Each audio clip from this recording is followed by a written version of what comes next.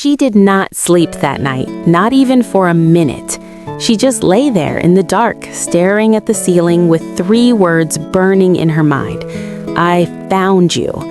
She had run 800 miles to disappear. She had left everything behind, her apartment, her clothes, her whole life.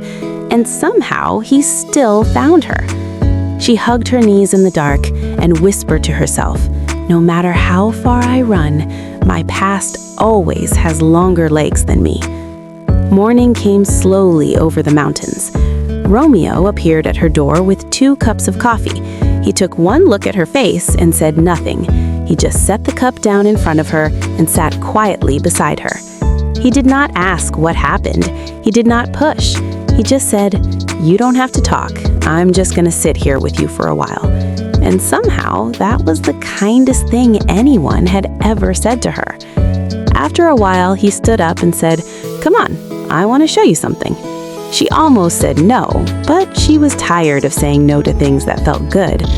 They walked through the pine forest in silence, snow on every branch above them, the world completely quiet except for their footsteps. She felt her breathing slow down for the first time in days.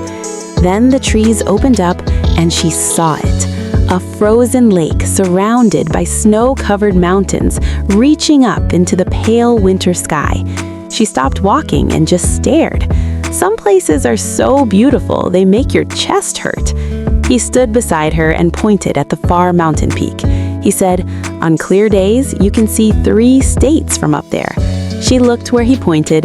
Their arms were almost touching. Neither of them moved away. Then it happened. His hand brushed hers, just for a second, just fingertips, but neither of them pulled away. They just stood there in the snow, pretending it was not happening, while both of them felt everything. After a long silence, he sat down on a snow-covered log and looked at the lake.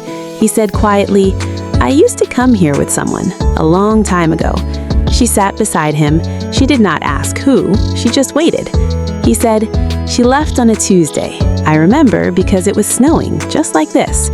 I never understood why people leave without warning." He paused. Then he said, "Until now, I think I do." She looked at him. She wanted to tell him everything about the message, about her ex, about how scared she was, but the words stayed stuck somewhere between her heart and her mouth. They walked back through Maplewood as the sun was going down behind the mountains, golden light on white snow, walking closer than before, almost shoulder to shoulder. Neither of them mentioned the hands at the lake, but both of them were still feeling it. That evening, while Romeo was inside, she slipped out quietly and walked to the garage. She told the mechanic she needed the car sooner. She would pay extra. She just needed to leave before something happened that she could not take back. Then she heard his voice behind her. He said, "What are you doing, Amara?" She turned around. His face was not angry, it was hurt, and somehow that was so much worse than anger. She said, "I have to go, Romeo." He said, "Why do you keep running every time something starts to feel real?" She said, "Because every time something feels real, it falls apart." He said quietly, "Not everything falls apart. Some things hold, if you let them." She had no answer for that. She just walked back to the cabin in silence. He walked behind her. They went to their separate rooms without another word. She sat on the edge of her bed and thought, why does leaving feel harder every single time?